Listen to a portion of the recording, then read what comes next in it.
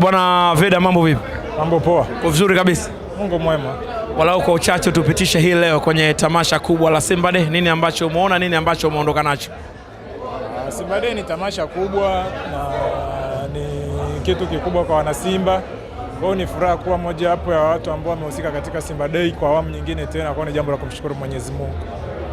Sawa, tumecheza mchezo ambao ulikuwa wa ingia toka. Matokeo si sehemu ya kikubwa ambacho tunaweza kuzungumzia. Nini ambacho tumeondoka nacho kuelekea kwenye msimu wa kimashindano? Kikubwa ni kupambana, ndo kitu muhimu ambacho kipo mbele yetu, na hii ilikuwa ni challenge sio ndogo, ni challenge kubwa kwa sababu ndo timu ambazo tunaenda kukutana nazo klabu bingwa na timu bora zaidi ya hizi ambazo tumecheza nayo leo. Kwa hiyo tuna imani tukijituma zaidi na Mwenyezi Mungu akitusimamia tutafanya vizuri kwa uwezo wake, lakini kikubwa lazima tupambane. Kwa niaba wachezaji kwenda kwa mashabiki ambao wametusupport leo, walikuwa tangu asubuhi hadi hivi sasa tunamalizia. Kikubwa niweze kusema kwamba sisi tunawapenda sana na support yao ni muhimu kwetu, na tunaomba wasichoke kutusupport kwa sababu pia matokeo ni yapo katika mpira, kwa wasivunjike moyo.